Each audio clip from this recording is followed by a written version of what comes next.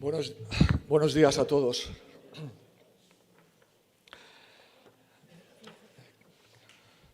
Quizá me vais a tildar de oportunista, pero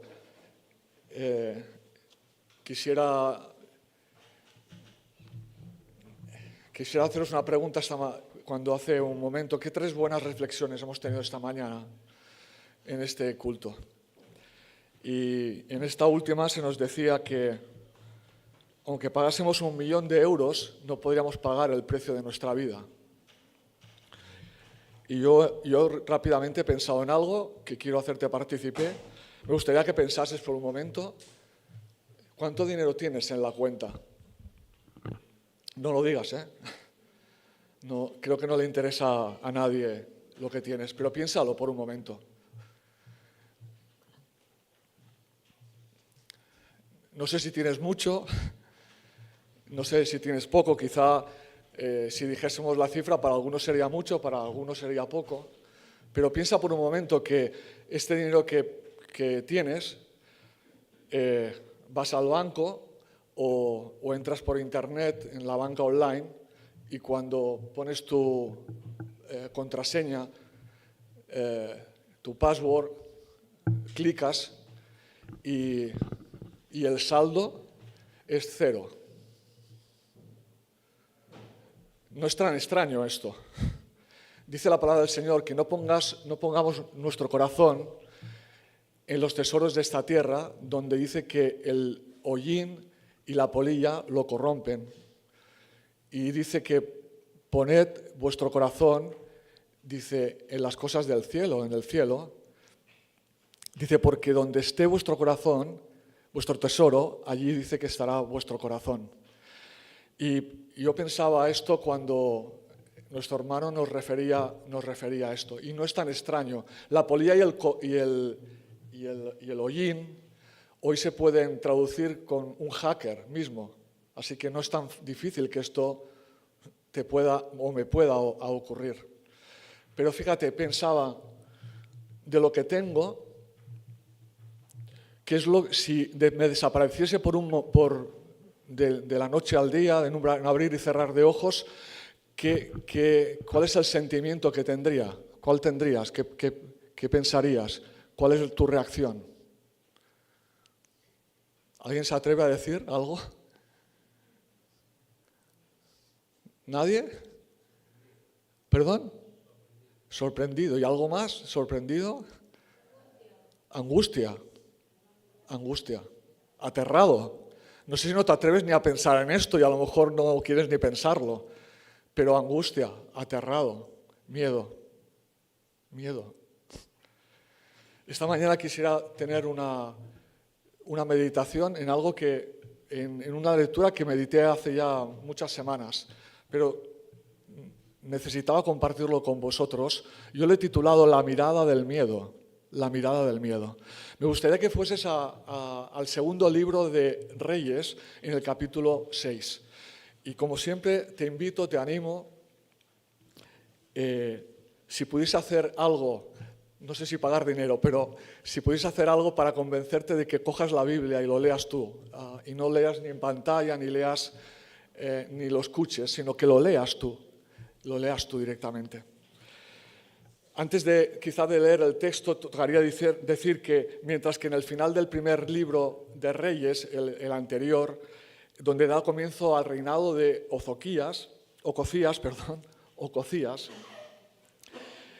que habla en las glorias de Israel y habla que por entonces estaba aún entero Israel. Y Dios usa al profeta Elías y hay dos profetas con el nombre muy parecido, solo se diferencian en una letra. Pero en esta referencia de primer libro de Crónicas, habla de que Elías da luz en medio de la oscuridad del pecado, especialmente al final del primer libro, y esto contribuye a la gloria de los comienzos del segundo libro de Crónicas, que ahora vamos a leer, de Reyes, que ahora vamos a leer. Pero como no podemos leerlo todo, por eso estoy haciendo una referencia para que un poco te puedas situar. En el segundo libro de Reyes empieza primero con Elías, los que conocéis la palabra del Señor y lo recordáis, y los que la conocéis y no nos acordamos, empieza haciendo descender fuego del cielo, y también relata la muerte justamente del rey Ocosías.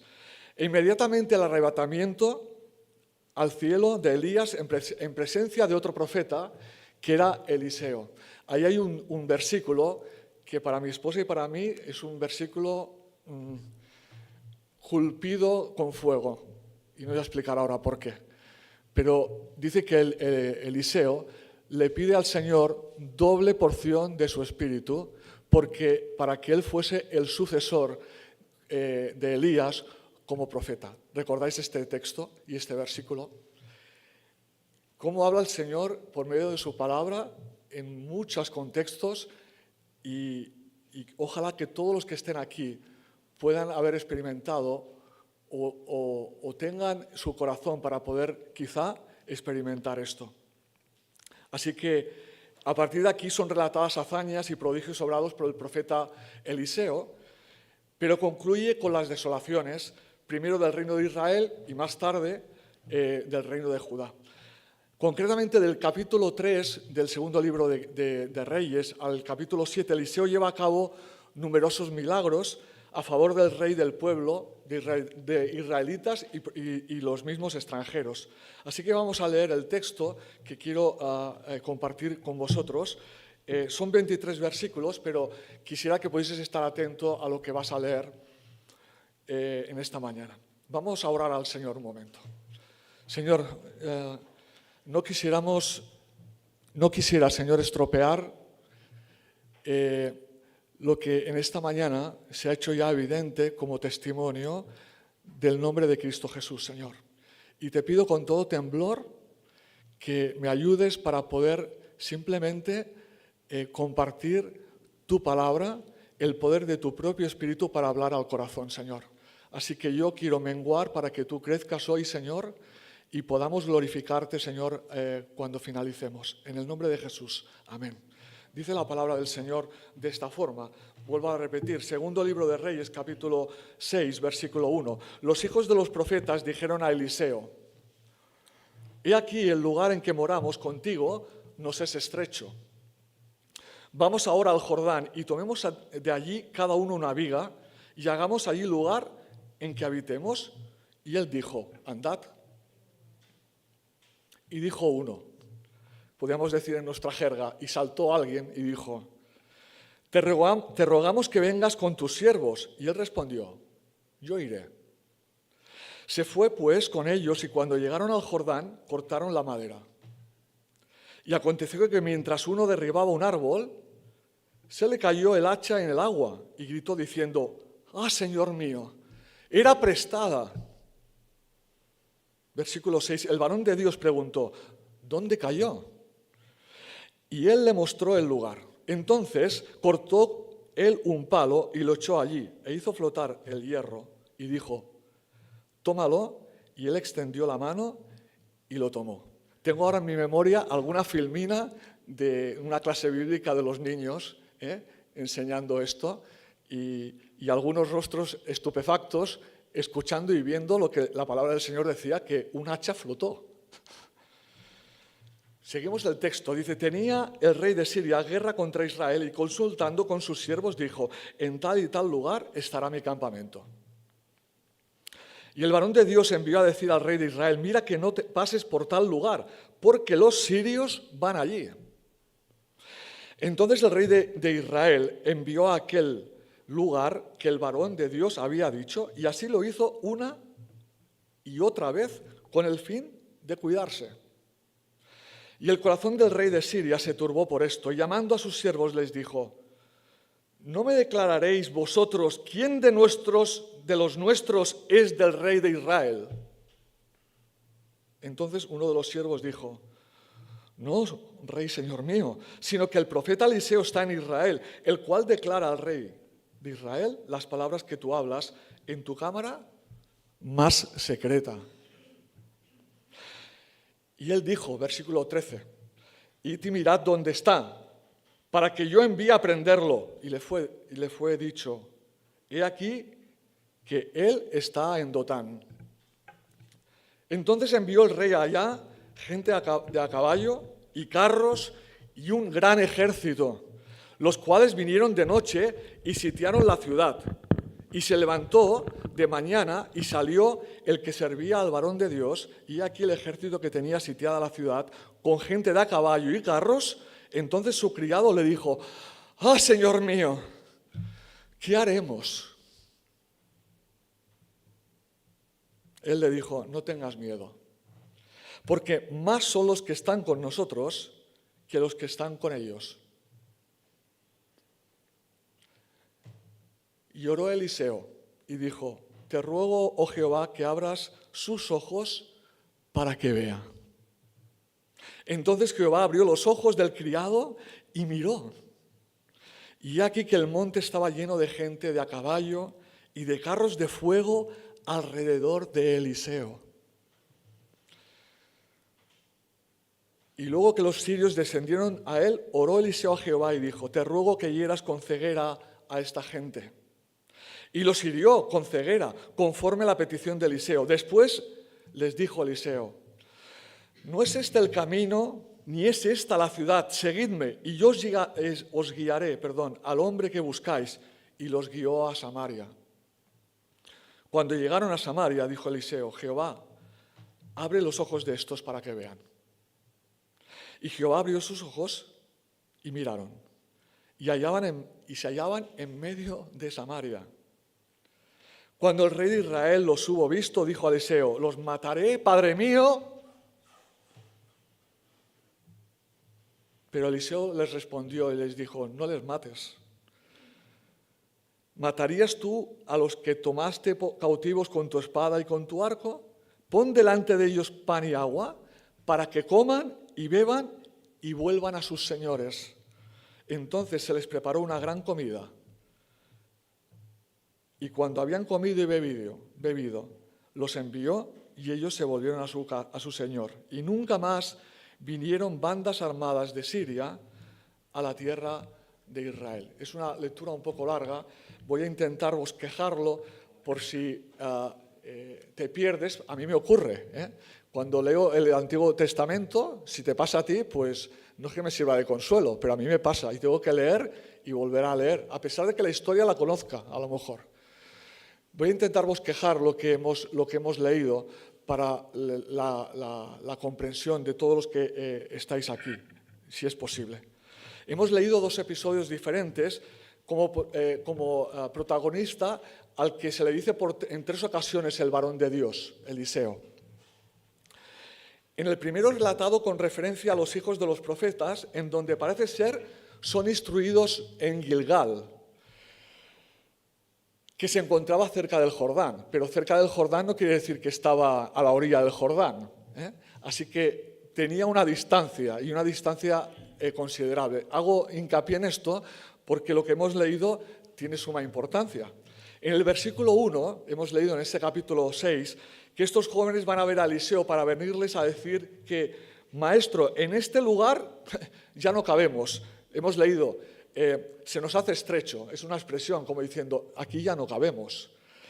Así que luego sigue diciendo el libro de Reyes, que decididos a ir hasta el río Jordán para coger madera y así hacer las vigas de esa nueva edificación. Así que lo que van a hacer no es nada fácil. En el versículo 3 nos dice que recibiendo la aprobación del profeta, de Eliseo, ellos reclaman su compañía incluso para llevar a cabo la tarea. Qué importante, Se juntaban muchos en Gilgal para aprender, para estar con alguien, con el varón de Dios, que iba a instruirles, que iba a enseñarles, que les iba a ser de una influencia extraordinaria. Aquellos jóvenes se multiplicaron de tal forma que ya no cabían. Y fijaros, y ellos no solo querían estar al lado de Eliseo el mayor tiempo posible, porque hasta para ir a buscar árboles, para buscar aquellas vigas, le piden, Eliseo, ven con nosotros. Y Eliseo como ocurre a algunos que a lo mejor decimos, sí, yo estoy muy comprometido, y con los jóvenes más. Y cuando el joven o los jóvenes me dicen, ¿me acompañas? Le digo, mira, tengo que ir a cambiar el agua al canario, ¿eh? Y no tengo ningún compromiso. Eliseo dijo, iré con vosotros. Buen detalle, ¿eh? Buen detalle. Dice más adelante que realiza la tarea, en el versículo 4 y 5 hemos leído, pero ocurre un incidente. Así que, y le ocurre un incidente a uno de ellos. Dice que dando hachazos, supongo yo, en un momento determinado, talando un árbol, imaginaros, no sé si has intentado talar tú un árbol alguna vez, no sé si alguien tiene esta experiencia, pero te puedo asegurar que no es nada fácil, y menos a los que no somos diestros en absoluto. Dice que cuando él empezaría a talar el árbol, a dar hachazos, ¡pum!, el hacha sale despedido. A mí me hubiese ocurrido seguro. No es para tomar a broma. El hombre, cuando ve salir el hacha y cae en el río Jordán, de seguida gira su mirada de terror y se dirige a Eliseo. Lo hemos leído. Dice en el versículo 4 y 5, ¡ay, Señor mío! Era prestada el hacha. Eliseo pregunta, ¿dónde? Y dice que le muestra el joven y echando el profeta un palo al río, dice que hace flotar el hacha.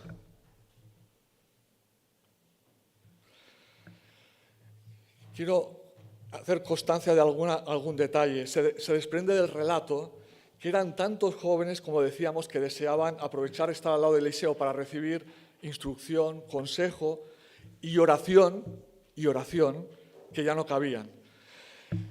Se desprende del breve relato que estos jóvenes eran muchos dispuestos a estar al lado de Eliseo. Eso se desprende de ahí. También que eran pobres, sin muchos recursos. Haremos a continuación una reflexión en esto. No me lo estoy inventando, pero la reacción de aquel mismo hombre se desprende esto. Pobres y humildes, trabajadores y dispuestos a la fatiga. No es poco ir lejos a talar árboles y volver a ellos para el proyecto dispuesto por ellos mismos. Y valoraban y amaban la disciplina. El otro día se nos hablaba de una disciplina diferente, que es para reconducir cuando hemos caído en pecado, pero también hace falta disciplina para no permanecer en pecado. ¿Estás de acuerdo? Pues estos hombres tenían esta característica. Los buenos discípulos siempre están dispuestos a estar bajo buena disciplina, en este caso de Eliseo. En medio de la apostasía, en aquel momento, en medio de la apostasía, cuando yo era joven y yo decía, qué tiempos más malos, yo recuerdo que no había trabajo en absoluto. Y yo solo estuve unas pocas semanas después de estudiar, no tenía ni que seguir estudiando y no tenía trabajo. ¿Y cómo yo me sentía? En plan material. Pero la apostasía, estar espaldas a Dios, es permanentemente en este mundo. Hoy joven, en medio de esta apostasía, tenemos un ejemplo extraordinario en lo que acabamos de leer de estos hombres. En medio de la apostasía, dispuestos a vivir vidas de fidelidad. Pero también destaca la disposición de Eliseo de no solo instruir a estos comprometidos jóvenes, sino que no renuncia a acompañarles, decíamos antes. Quiero haceros alguna reflexión. Quizá alguien piensa que perder una herramienta no era para tanto, ¿no? Perder un hacha no es para tanto. Pero si nos adentramos en el contexto en aquel momento, hay algo muy importante. La ley decía que si tú recibías algo prestado, fuese algo material o fuese un animal, dice que si te era prestado y tú perdías esto o se te moría el animal y no estaba en presencia del propietario, ¿sabes qué pasaba? Que si no tenías un duro, estabas condenado a servir en esclavitud ante el propietario. Así que aquel hombre, supongo, que pensó, cuando vio salir volando aquel hacha y caer en la profundidad del río, pensó, la que me ha caído. Pero él gira su mirada, la mirada de terror, de miedo, de espanto, y la gira hacia Eliseo.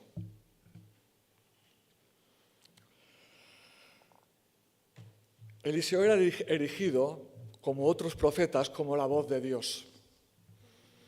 Podemos quedar colapsados por el miedo, como cuando aquel joven, en uno de los hachazos, ejecutando una encomiable tarea o proyecto, ve escapar la herramienta prestada y cae al río. Las consecuencias de lo que acaba de ver trae pensamientos aterradores de lo que aquello podía acarrear. Como por ejemplo, como hemos ilustrado, abro mi cuenta y pone 0.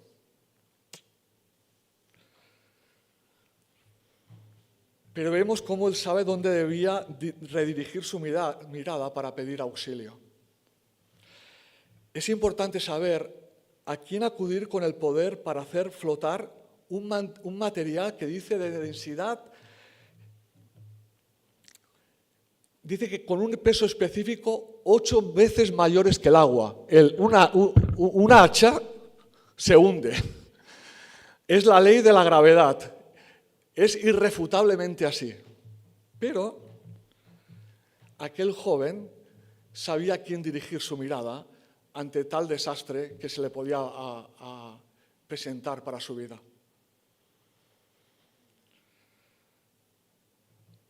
Quizá no has perdido un hacha.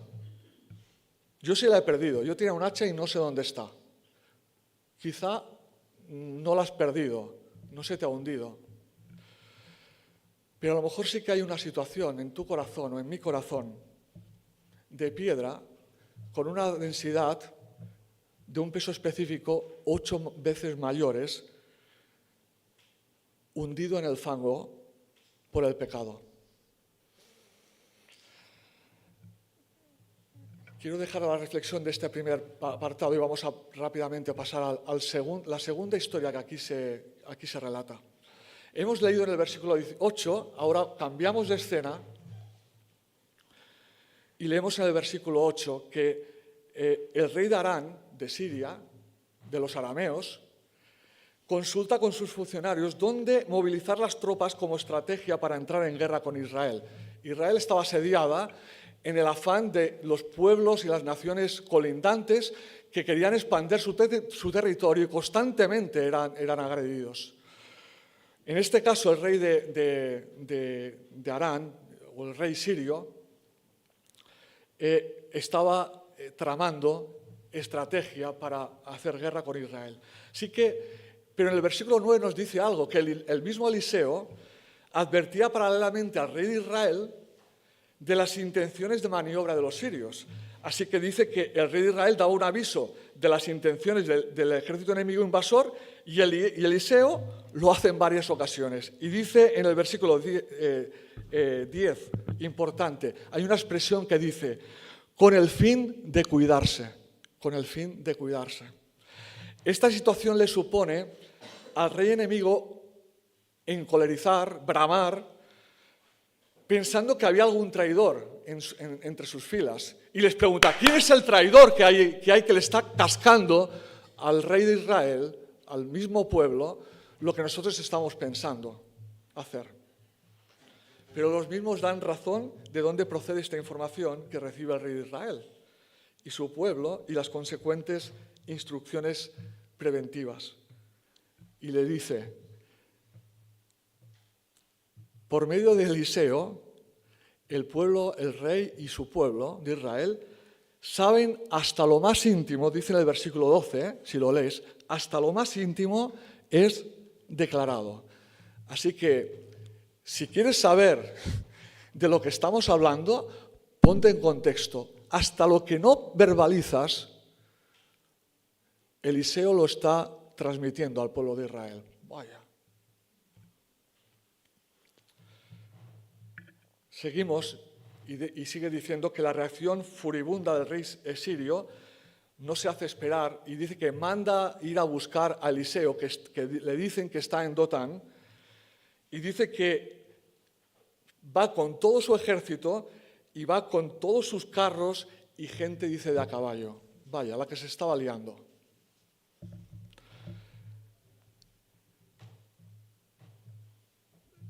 aparece otro joven que servía a Eliseo. En el versículo 15 nos dice esto. De mañana, perdonad, cuando el rey de Siria manda su ejército, hay un detalle que no sé si se te ha escapado, pero si no, te lo hago notar. Dice que de noche, manda su ejército, con nocturnidad. Pero dice que por la mañana, cuando aquel joven que servía a Eliseo se despierta, mira al monte y observa la evidencia y grita aterrorizado: ¡Ah, Señor mío! ¿Qué haremos? Lo dice en plural, es curioso. Dice, ¿qué haremos? No lo sé dramatizar muy bien, perdonad, pero seguro que no lo dijo con el tono que yo lo estoy diciendo. La desconfianza y terror de aquel joven contrasta con la confianza del varón de Dios, de Eliseo, porque le dice, lo hemos leído, no tengas miedo. Supongo que la voz de Eliseo era mucho mejor que la mía. La voz supongo que no transmitía, pero a veces lo hace también, ayuda. Pero cuando le dijo, no tengas miedo, lo dijo con tal seguridad que no solo se quedó en una palabra, sino hizo algo importante, porque le dijo, no tengas miedo, porque más son los que están con nosotros que los que están con ellos. Y aquel joven, supongo que diría, pero Eliseo, ¿qué te has bebido esta noche? ¿Qué estás diciendo? No lo dice la palabra, lo estoy alegorizando de alguna forma. O quizá estoy verbalizando mi propia incredulidad si hubiese estado en esa situación. Pero hace algo Eliseo, no solo le dice no tengas miedo, no solo le dice porque son más... La palabra, por cierto, no dice que Eliseo lo vio esto. Pero le dice, son más los que están con nosotros que los que están con ellos. Y el monte estaba lleno de carros, de hombres a caballo, de todo el ejército de Siria. Hace algo más Eliseo importante. Hermano, ojalá también esto toque tu corazón hoy. Como iglesia, como miembro de esta iglesia local, o si no eres miembro también. La importancia de orar. Y yo diría, la importancia de orar juntos también. Que no es menor. Eliseo ora y lleva a cabo una petición intercesora. Y sabéis que lo que le dice, lo habéis leído, abre los ojos, versículo 17, abre los ojos de este joven para que vea.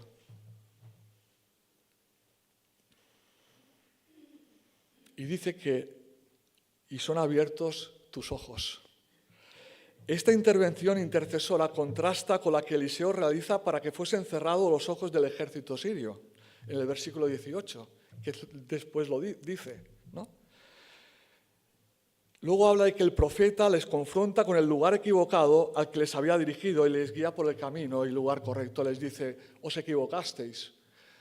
Venid, acompañadme, venid conmigo, yo os llevaré al lugar. Pero tenía los ojos cerrados porque Eliseo le había pedido al Señor que cerrase los ojos de aquel ejército. Dice en el versículo 20 que el ejército con sus ojos velados llegan al lugar indicado por Eliseo y este de nuevo ora para que en esta ocasión sean abiertos los ojos del ejército sirio. Y cuando son abiertos los ojos del ejército sirio y mirando, dice que se encuentran en medio de Samaria, en donde estaba Israel. ¿Y qué pasó? Pues una reacción asombrosa. La reacción inmediata del rey de Israel dijo, cuando los vio le dijo, los mato. Y le dice Eliseo, para. Le viene a decir, ¿acaso son tus prisioneros? Así que coge, dales de comer y de beber y mándalos a casa en paz. ¡Wow! Yo no sé si a ti esto te sorprende. A mí me sorprende en gran manera.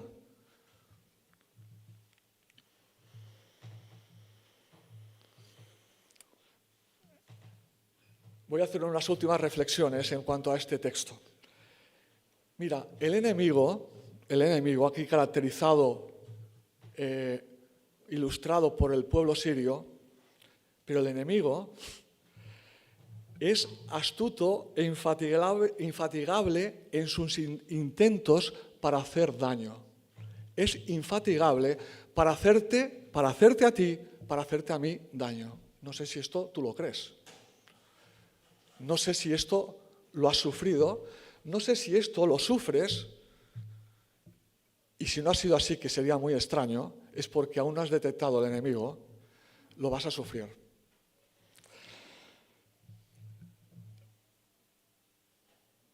Además, esos intentos son, podríamos decir, urdidos o diseñados secretamente.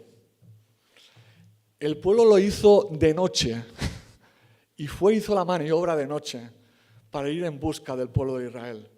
Perdón, en busca de Eliseo. E intenta atacar por sorpresa de noche. No sé si esto también tú lo has detectado. El ataque del enemigo casi siempre tiene la connotación que te pilla con la baja guardia, despistado. Pero todos estos intentos, hay una máxima. La palabra de Dios está llena de esta promesa, de esta realidad. Solo hay un problema, que tu máximo enemigo sea la incredulidad. Pero Dios dice que, no te estoy hablando como un incrédulo a ti, es mi propia incredulidad. Compartiendo esto, me lleva mayor responsabilidad, querido, que estás esta mañana aquí. Hayas entregado tu vida a Cristo o no. Mi propia incredulidad manifiesta esto. Pero mira, los ataques del enemigo, urdidos con alevosía y nocturnidad, hay una máxima que no es poca cosa. Esos ataques son conocidos por Dios con antelación. Y no solo son conocidos por Dios con antelación, sino que Dios, en el momento que lo estamos sufriendo, lo sabe, no está despistado. A Dios no le pilla la guardia baja como me puede pillar a mí. Esto debemos de hacerlo absolutamente, bueno, ahora lo vamos a hablar acerca de abrir los ojos. Y estos intentos son preavisados, sus peligros, y es una gran ventaja cuando estamos prestos en atenderlos. La palabra de Dios, por medio de la operación del Espíritu Santo, aquel que ha entregado su vida al Señor, a Cristo, tiene el privilegio de ser preavisado de estos peligros. Y es una gran ventaja. La cuestión es que el preaviso está a nuestro alcance, y aún bien si es por sí importante conocerlos, pero es mucho más definitivo, es atenderlos. En el versículo 10 hemos leído que decía que con el fin de cuidarse. Mira, querido, tú puedes saber, yo puedo saber, podemos saber los dos perfectamente cuáles son los peligros, porque están revelados en la palabra del Señor. Los puedo conocer absolutamente. Pero hay algo definitivo, es atenderlos. Si no, no pasa más que simplemente conocimiento. Pero voy a sufrir esa consecuencia. Saber, sí, pero atenderlo es definitivo. Al final vamos a hacer una mención para aquel que aún no detectó el enemigo, que lo tiene derrotado, igual que me tenía a mí en el momento que nací, por el pecado, y cuál es la voluntad de Dios. Y quizás la voluntad de Dios hoy para ti. Cuando la mirada del cielo se apodera de mí, ¿cuántas veces he exclamado, como hemos leído en el versículo 15, ¡ah, Señor! ¿Qué haremos? ¿Qué haré? ¿Cuántas veces no lo dices en singular? ¿Qué haré? Aquel joven dijo, ¿qué haremos? Quiso como abrazar a Eliseo, es decir, Eliseo, ¿qué vamos a hacer? Las luchas por fuera y los temores por dentro, ¿verdad? Las luchas son por fuera, pero los temores se afianzan, alcanzan mi interior, mi corazón. Mi mente incluso magnifica el volumen del peligro que nos amenaza. Cuando es así, debemos de pararnos. También ahí hay una situación tremenda, ¿no?, que el enemigo procura, que es magnificar el peligro aún más. Pero no por darle mayor o menor importancia, sino mi reacción de miedo es también sobredimensionada y me aterra aún mucho más de lo que quizá ya de por sí es la realidad. ¿Cómo vencer la mirada de miedo que se apodera de mí? Solo es posible alcanzar la confianza y la paz de lo alto, lo dice el texto de una forma taxativa, cuando mis ojos son abiertos. Puedo atreverme a decir delante de vosotros que cuando está el temor, el miedo, no el temor, el miedo, ante los peligros, las acechanzas del maligno, es porque mis ojos están cerrados. Eliseo oró por aquel hombre para decirle, abre los ojos de mi siervo.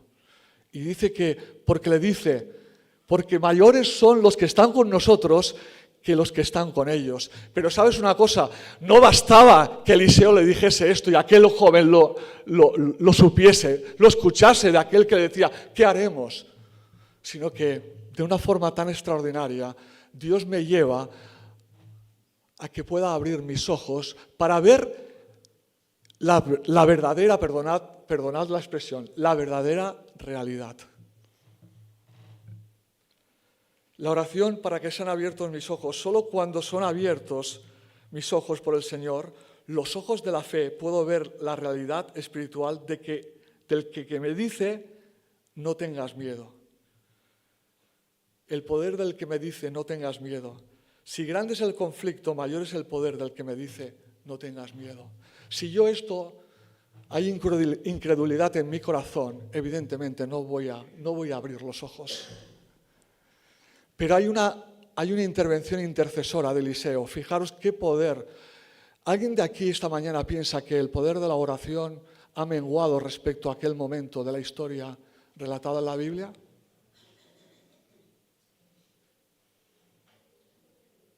¿Y por qué no oro? ¿Por qué no intercedo? Quizá por mí mismo, cuando las acechanzas del peligro. ¿Por qué no oro por el hermano? ¿Por qué no oro por aquel que está quizás siendo el motivo del acecho y del peligro del maligno? ¿Por qué no tengo el deseo? Quizá estoy desanimado, lo tengo por menos, no lo sé, yo no lo sé, para orar como iglesia juntos, por tantas acechanzas que tenemos del peligro. Y a lo mejor alguien piensa aquí, ¿dónde está? Miro la montaña, ¿dónde está? ¿Dónde está el enemigo? Está el enemigo, está. La acechanza del maligno es presente.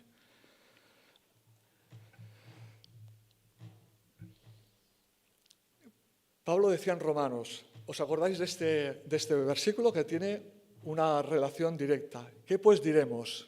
Si Dios es con nosotros, ¿qué más? ¿Quién contra nosotros?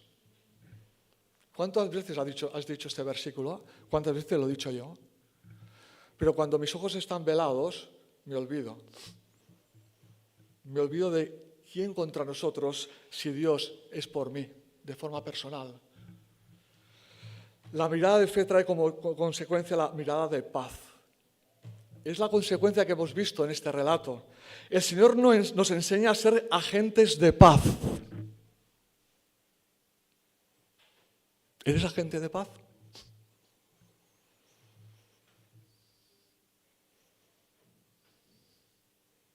Hay un hermano que admiro, perdóname la expresión, lo voy a decir así porque no lo sé decir mejor, quizá no acertadamente.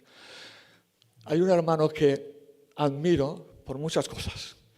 Una de ellas es porque siempre me recuerda, Isaac, Som agents, som un poble de pau. Isaac, somos un pueblo de paz. Pero no es un título de pueblo de paz. Es un ejercicio delante de Dios hacia mi prójimo, todo aquel que me rodea. Y acabo con una aplicación final. Los ojos cerrados o velados. En un contexto, Isaías, otro profeta, dice en su momento, en el capítulo 44, habla de la situación de poner mi confianza con los ídolos. Los ídolos no son solo imágenes, voy a decirlo así, claro, de la Iglesia Católica. Mis ídolos son todo aquello que sustituye el lugar donde debe de estar Dios en mi vida. ¿Y sabes qué? En ese contexto, Isaías dice algo tremendo.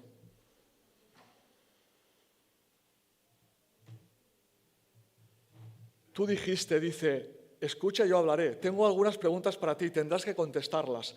Hasta ahora solo había oído de ti, pero ahora te he visto con mis propios ojos.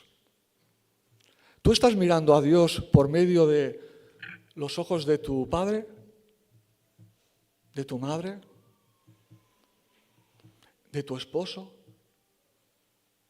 de tu esposa, de alguien que le tienes mucho respeto o que admiras? ¿O estás pudiendo ver a Dios con tus propios ojos, abierto tus ojos?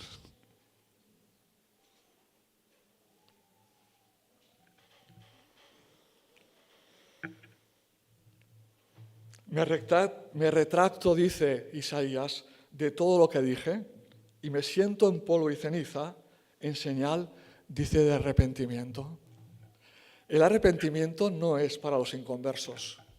Si alguien piensa esto, está absolutamente errado, y no solo esto, sino que está contradiciendo lo que es la palabra de Dios. El arrepentimiento es para toda criatura creada por Dios, el Dios que te ha dado la vida, que me ha dado la vida, y que tengo que poner a cuentas de todo aquello que atenta contra Dios cuando recibo las acechanzas, el peligro del maligno. Y yo no me pongo a cuentas de Dios, del Señor mismo, que esta mañana, de forma emotiva, hemos recordado que Él puso el precio y pagó el precio para darme vida en la cruz por medio de Cristo, porque nadie podía ser sustituido para pagar ese precio, solo el Hijo de Dios, Cristo Jesús, que se entregó hasta la muerte, y muerte de cruz en aquella cruz para entregar su cuerpo y su sangre derramada para remisión, dice, para el pago de mi pecado. Hay dos cánticos que dicen, cuando meditaba esto me acordaba de dos cánticos. Uno, lo tengo aquí el cancionero, solo voy a leer rápido. Dice, creo que lo apunté, sí. En el 436, no sé si te acuerdas de un cántico que dice, tan cerca de mí. Es del que canturrea José. Tan cerca de mí, que casi lo puedo tocar, Jesús está aquí. Pero dice, mírale a tu lado caminando y paseando entre la multitud. Muchos ciegos van, porque, ¿sabes qué dice? ¿Sabes por qué son ciegos? Porque no le ven. Ciegos de ceguera espiritual. También puedo pensar que la multitud es cuando salgo de aquí por la puerta, ¿no? Nosotros somos los santos y allí son los inmundos. La multitud está aquí. Muchos ciegos van. Muchos ciegos van, dice, porque no le ven. Y hay otro cántico, tenía un texto, pero no lo voy a leer.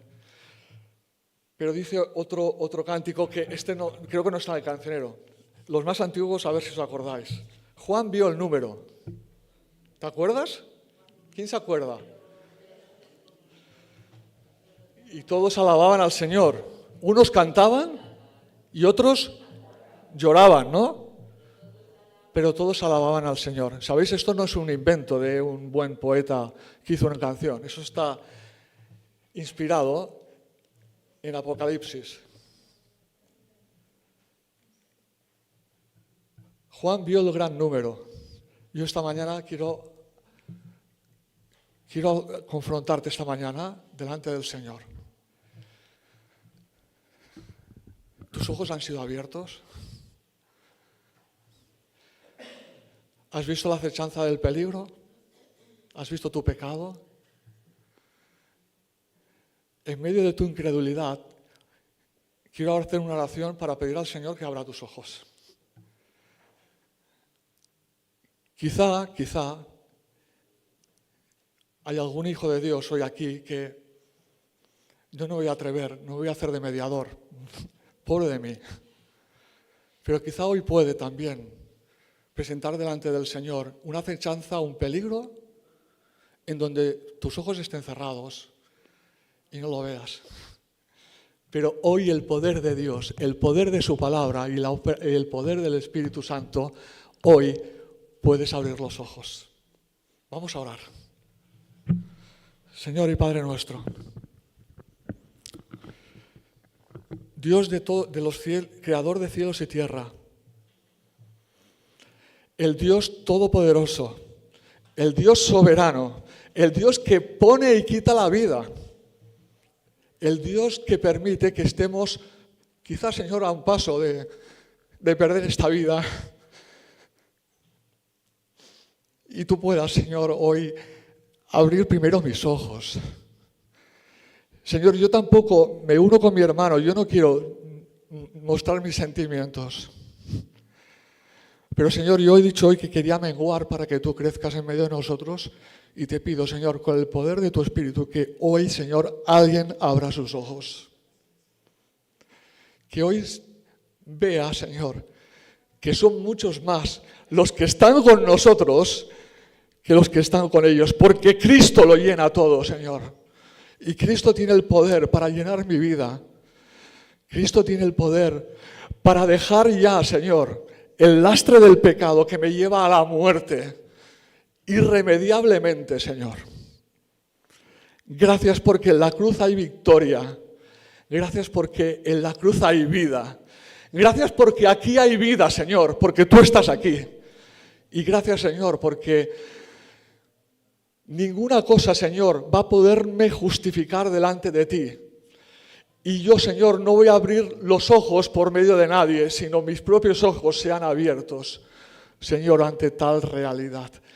Glorificado y bendito sea tu nombre, Señor, en esta mañana, en el nombre de Jesús. Amén.